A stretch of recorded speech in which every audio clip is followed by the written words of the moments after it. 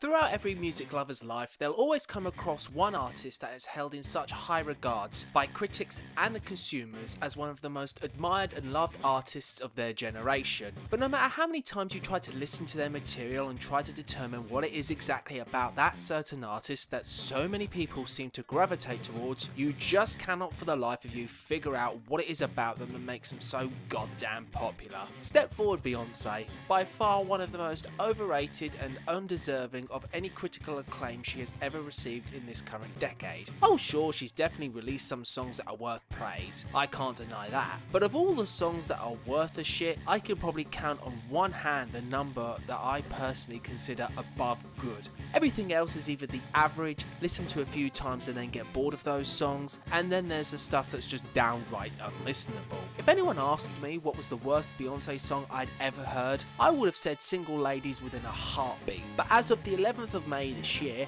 that suddenly changed. We can't prove that aliens exist, we can't prove that the Loch Ness Monster exists, but we can prove that Beyonce can create and release any shit that comes spewing out of her mouth and it becomes a certified hit. And here it is, 7-Eleven, a song that is an absolute joke if I ever heard it, and knowing that the critics are continuing to suck Beyonce's pussy by praising this track just makes me want to do things to them that are highly illegal.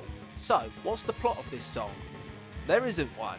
In fact, going through all of these so-called lyrics, there's no way in hell I'm going to be able to go through this song the way I usually do in all of my other videos. From what I've dissected, I'm guessing that this song is about Beyonce's experiences of having what could only be described as an epileptic seizure. So let's try and count the ways in how this song sucks so badly.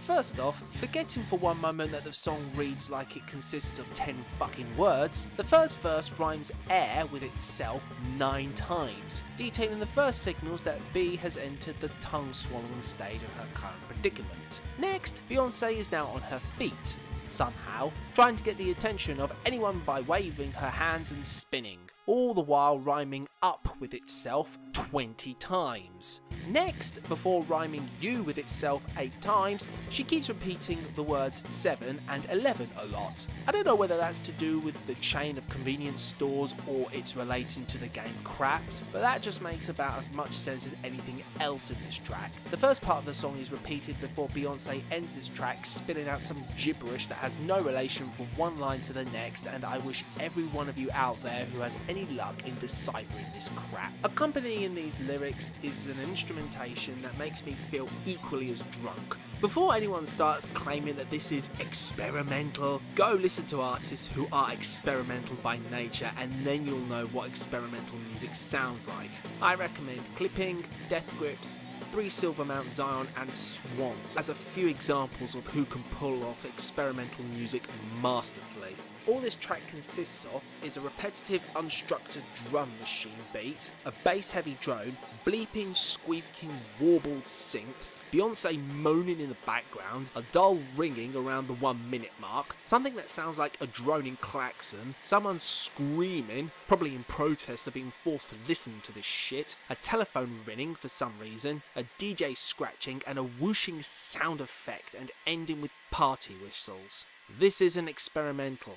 This is just noise. If I was to automatically announce not only the worst song of 2015 but perhaps the worst song ever conceived, created, written and released, stop the search because we have found our winner right here, ladies and gentlemen. Alas, since this track only peaked at number 33 in the UK charts, I don't think this has any chance of racking up enough sales to make my year-end worst of list. I know I'm kinda late to the party on this one, but what makes this song the ultimate joke is the fact that people will continue to defend this woman and her poor excuse for so-called music so much that they'd rather stab their own mothers in the back than criticise this woman. I may not have been one of the people who fell head over heels for Beck's most recent album Morning Phase. I'll admit, this style of Beck's isn't my favourite style. I'm more of a fan of his more eccentric side, but between the two, his album was way more deserving of the Grammy for Album of the Year. He is someone who clearly is dedicated to creating something special and something that will stand the test of time. Beyonce's self-titled album is the complete opposite of that. And I know some of you out there want to know what I think about Kanye West's comments that he made about how Beck should have handed over his award to Beyonce's flawless art, and all I have to say is this.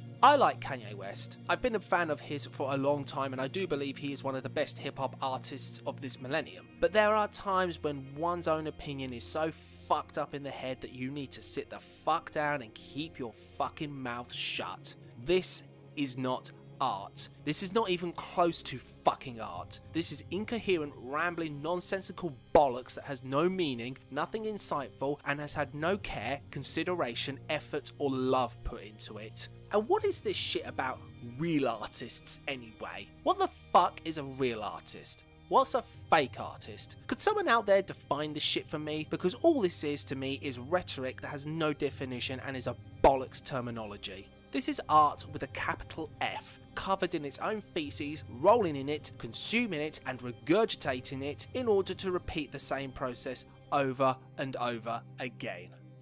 Fuck this song.